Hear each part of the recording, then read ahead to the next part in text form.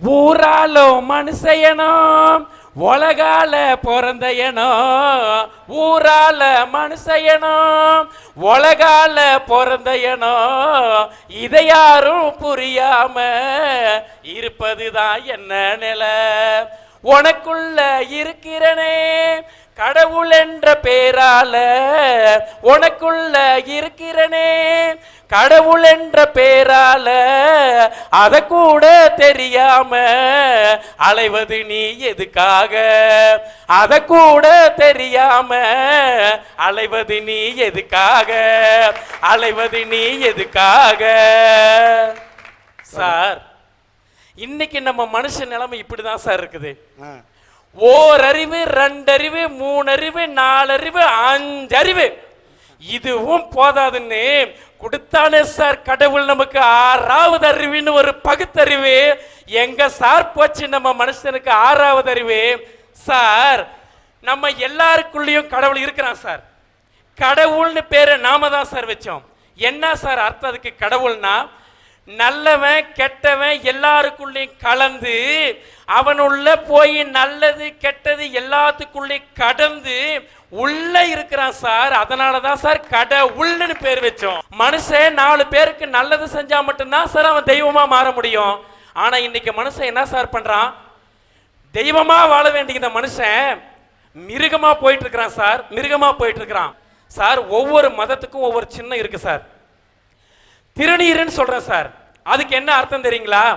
ஆணவம், அகந்த, அகம்பாவம், இது எல்லாத்தையும் சுட்டெரிச்சு சாம்பலாக்கிட மனுஷான்னு அர்த்தம் சார்.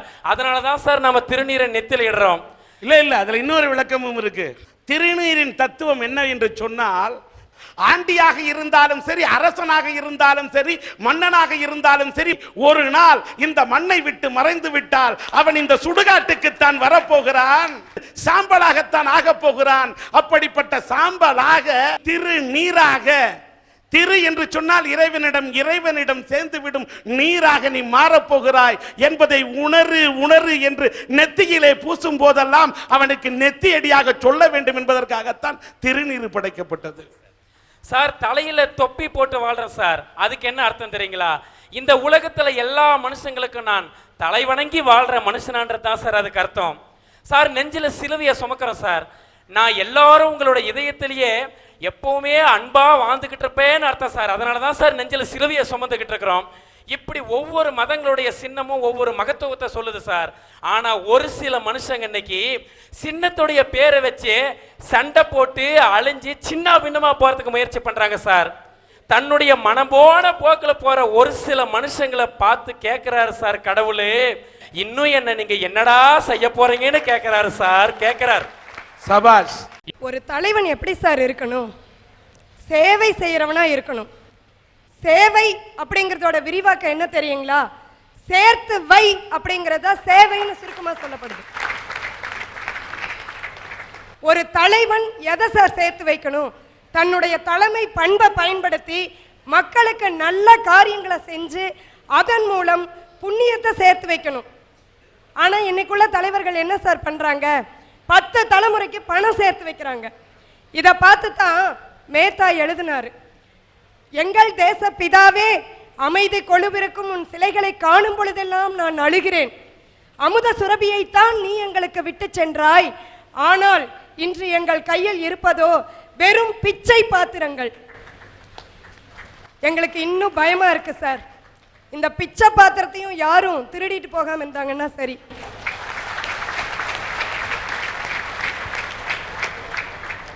ஏன்னா எங்களால் மனிதர்களை மந்திரிகளாக்க முடிந்தது, எங்களால் மனிதர்களை மந்திரிகளாக்க முடிந்தது. ஆனால் மந்திரிகளை மீண்டும் மனிதர்களாக்க முடியவில்லை.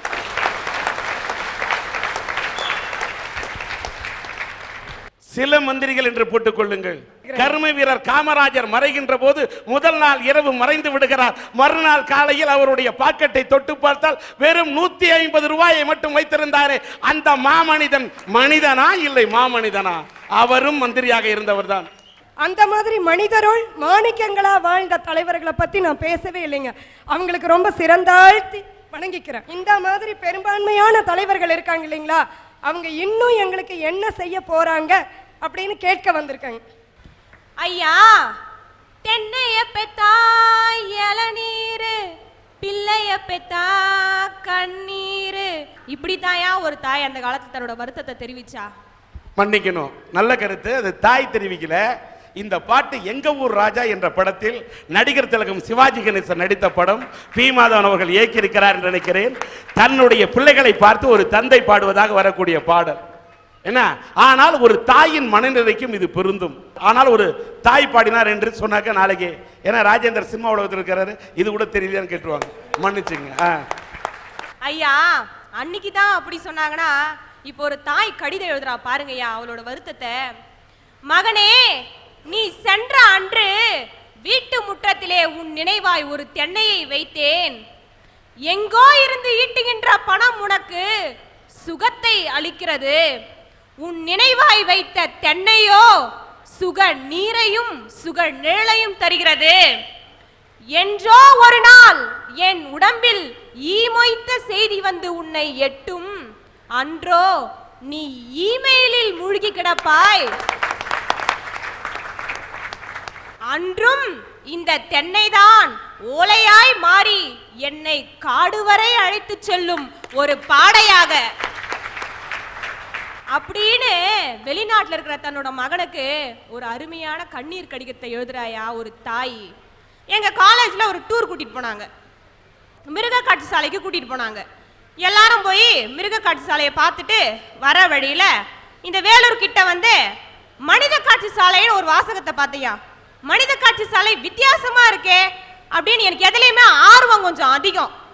போனேன், அங்க ஒரு பெரியவர் உட்காந்துருந்தாரு. என்னையா மிருக காட்சி சாலை கேள்விப்பட்டிருக்கோம், இங்க மனித காட்சி சாலைன்னு வித்தியாசமான ஒரு வாசகத்தை எழுதிருக்கீங்களே என்னன்னு கேட்டேன். அவர் என்ன கேட்டாரு, நீங்க எங்கம்மா போயிட்டு வரீங்க அப்படின்னு கேட்டாரு. நான் மிருக காட்சி சாலைக்கு போனேன் அப்படின்னு சொன்னேன். அவர் சொன்னாரு, அங்க உள்ள இருக்கிறதெல்லாம் மிருகம், வெளியே போய் பார்க்க போன நீங்கெல்லாம் மனுஷங்க. இங்க உள்ள இருக்கிறவங்க எல்லாம் மனுஷங்க, வெளியே வந்து இவங்களை பார்க்க வராங்க பாருங்க, அவங்கெல்லாம் இவங்க கிட்டயே பால் குடிச்ச மிருகங்கமா மிருகங்க அப்படின்னு ஒரு விளக்கத்தை சொன்னாரியா. இன்னும் இந்த இளைஞர்கள் எங்களை என்னதான் பாடுபடுத்த போறாங்கன்னு தெரியலையா, தெரியல. சபாஷ். கொஞ்ச நாளுக்கு முன்னாடி பிரிட்டன்ல இருந்து ஒரு கப்பல் இந்தியாவுக்கு வந்ததுங்க உடைக்கிறதுக்காக. ஏன் பிரிட்டன் கப்பல் இந்தியாவுக்கு வரணும்? பிரிட்டனை விட நம்ம வந்து டெக்னாலஜியில் முன்னேறிட்டோமா? இல்லை. அந்த கப்பலில் அணு கதிர்வீச்சு அபாயம் இருந்தது. அதனால பிரிட்டன் தலைவர்கள் வெளியில் வச்சு உடைக்கணும்னு நினச்சாங்க. சரின்னு இந்திய தலைவர்கள் ஒத்துக்கிட்டாங்க. இந்தியாவுக்கு கப்பல் வந்தாச்சு. எதிர்ப்புகளை தலைவர்கள் சட்ட பண்ணல. கடைசியில் சுப்ரீம் கோர்ட்டு தலையிட்டு அணு கதிர்வீச்சு அபாயம் உள்ள இந்த கப்பலை இங்கே உடைக்க கூடாதுன்ட்டாங்க. ஏனுங்கய்யா, நம்ம நாட்டில் உடைச்சா நாட்டுக்கும் மக்களுக்கும் பாதிப்பு, வெளியில கொண்டு போய் உடைக்கலாம் அப்படின்னு நினைச்சானே அந்த பிரிட்டன் தலைவனா, நாடும் மக்களும் நாசமா போன பரவாயில்ல, கூலியா கிடைக்கிற பிச்சை காசு எங்களுக்கு போதுன்னு நினைச்சானே இவன் தலைவனா?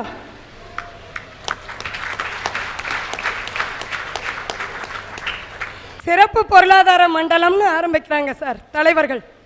அது என்னன்னே தெரியலைங்க. இந்த சிறப்பு பொருளாதார மண்டலங்கள் மட்டும் எல்லா மாநிலத்திலையும் விளைநிலங்கள் பக்கமே போகுது ஆச்சுங்களா. அந்த சிறப்பு பொருளாதார மண்டலத்தில் கம்ப்யூட்டர், பிளாஸ்டிக் பொருள், சிறு தொழில் இப்படித்தான் ஆரம்பிக்கிறாங்க. ஏன் நம்ம வேளாண் விஞ்ஞானி MS சுவாமிநாதன் சொன்னார், விவசாயத்துக்காக ஒரு சிறப்பு பொருளாதார மண்டலம் ஆரம்பிங்கன்னு. அப்படி ஆரம்பிச்சு நம்ம விவசாயிகளை ஏன் சார் தலைவர்கள் காப்பாற்றக்கூடாது? சார், கோயில் எது சார்? கோயில் 1000 வருஷத்துக்கு முன்னால திருமூலர் அற்புதமாக ஒரு வரியில் சொல்லியிருக்காருங்க சார். உள்ளம் பெருங்கோயில் உன் உடம்பு ஆலயம்னு சொன்னாருங்க சார். டே மனிதா, உன்னுடைய உள்ளம் தான் உனக்கு கோயில்னு சொன்னாருங்க சார். யாராவது இன்னைக்கு நம்ம நினைக்கிறோமாங்க சார் அதை? சார், கிரிக்கெட்டில் 1 டே மேட்ச் பார்த்துருப்பீங்க சார். ஆனால் 1 டே சாமியை பார்த்துருக்கிறீங்களா நீங்கள்? தமிழ்நாட்டில் அற்புதமான கோயில் சார், திருவண்ணாமலை. கார்த்திகை தீபம் ஜோஜோன்னு ஜொலிச்சு அங்கே கடவுள் காட்சி அளிக்கிறார். இந்த 1 டே சாமின்னு சொன்னோம் பார்த்தீங்களா, அங்கே தான் சார் அவங்க உருவெடுக்கிறாங்க. இந்த கிரிவலம் பார்த்தீங்கன்னா பௌர்ணமி அன்னைக்கு வருவோம் சார். அந்த 1 டே சாமி பாருங்க, கிரிவலத்துக்கு முன்னாடி நாள் ஐயா இருக்க மாட்டார், கிரிவலத்துக்கு அடுத்த நாள் அட்ரஸே இருக்க மாட்டாருங்க சார். எங்கிருந்து வராருன்னு தெரியலைங்க சார். பௌர்ணமி அன்னைக்கு ஷார்ப்பா 6 மணிக்கு ஐயா அங்கே அப்பியர் ஆயிடுறாரு. அவர் பார்த்தீங்கன்னா வரும்போது நல்ல டைட் ஜீன்ஸ் போட்டு பந்தாவை பேக்கை மாட்டிட்டு வருவாருங்க சார். வந்து தன்னுடைய ட்ரெஸ் எல்லாம் கலத்தி போட்டு அவருடைய யூனிஃபார்மை போட்டு பேக்லேருந்து எடுப்பார் பாருங்க சார். கடவுளை எடுத்து முன்னால் வச்சுட்டு வர்ற வழியில் பெருக்கிட்டு அந்த 4 கல்லை சுற்றியும் வச்சுக்கிட்டு 100 கிராம் மஞ்சத்தூள் 50 கிராம் குங்குமம் கோயில் ஓவர் சார். அன்னைக்கு நைட்டு இவர் பண்ணுறாரு பாருங்க சார் வசூல். நாமெல்லாம் ஒரு மாதம் பூரா ஓடி ஓடி ஓடி ஓடி உழைச்சாலும் அந்த வசூலை ஈடு கட்ட முடியாதுங்க சார். அவ்வளவு அற்புதமாக வசூல் பண்ணுறாங்க. தன்னுடைய மனம் போன போக்கில் போகிற ஒரு சில மனுஷங்களை பார்த்து கேட்குறாரு சார் கடவுளே, இன்னும் என்ன நீங்கள் என்னடா செய்ய போறீங்கன்னு கேட்குறாரு சார். கேட்குறாரு. சபாஷ். நீதித்துறை இருக்குது பாருங்க. இன்னைக்கு வந்து ஜனநாயகத்தோட முதல் தூண் நீதித்துறைன்னு சொல்கிறோம். ஆனால் இன்னைக்கு ஒரு கேஸை தூக்கிட்டு நீதிமன்றத்துக்குள்ளே போனீங்கன்னா 30 வருஷம் இல்லை 40 வருஷம் இல்லாமல் தீர்ப்போட வெளியே வர முடியுங்களா? இந்த நிலைமைக்கு யார் காரணம்? எங்கள் தலைவர்கள் தான். எப்படின்னு கேட்டிங்கன்னா, எம்எல்ஏக்கு சம்பளத்தில் நிதி ஏற்றிக்கிறாங்க, எம்பிக்கு தொகுதி மேம்பாட்டு நிதி பத்தில் ஏற்றிக்கிறாங்க, நல்லா இருக்கிற தலைமைச் செயலகத்தை இங்கிருந்து அங்கே கட்ட நிதி ஏற்றுறாங்க. ஆனால் நீதித்துறைக்கு நிதி ஒதுக்குறாங்களா? கிடையாது. நீதித்துறை வந்து பல்லு புடுங்கின பாம்பா சவள குழந்தையா இருக்கிறவரை தான் எங்கள் தலைவர்களில் பெரும்பாலானவர்களுக்கு பாதுகாப்பு. அதை பூஸ்டப் பண்ணிட்டா அடுத்த கணம் பெரும்பாலான தலைவர்கள் உள்ளே இருக்க வேண்டி போயிடும்.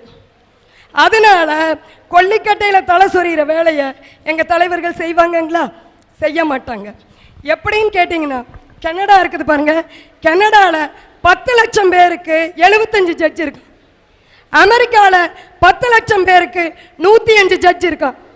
ஆனால் இந்தியாவில் இந்த அரங்கத்தில் இருக்கிற யாருமே யோசிக்க முடியாதுங்க. 10 லட்சம் பேருக்கு வெறும் 12 ஜட்ஜ் இருக்காங்க. இந்த நிதி ஒதுக்கீடு இருக்குது பாருங்க, நீதித்துறை நிதி ஒதுக்கீடு. இது வந்து கொரியாவை பற்றி நம்ம எல்லாருக்குமே தெரியுங்க. கொரியா வந்து வட கொரியா தென் கொரியான்னு ரொம்ப சிதைஞ்சு போன நாடு. அந்த நாட்டில் 2.3% நீதித்துறை நிதி ஒதுக்கீடு. அதே மாதிரி பிரிட்டனில் 4.7%. இந்தியாவில் மட்டுங்க ஐயா அல்ப காசு 0.2. 100 ரூபாய் மொத்த நிதியிலே நீதித்துறைக்கு ஒதுக்கக்கூடிய ரூபாயின் மதிப்பு 2 பைசா என்று இந்த பெண் சொல்லுகிறார்.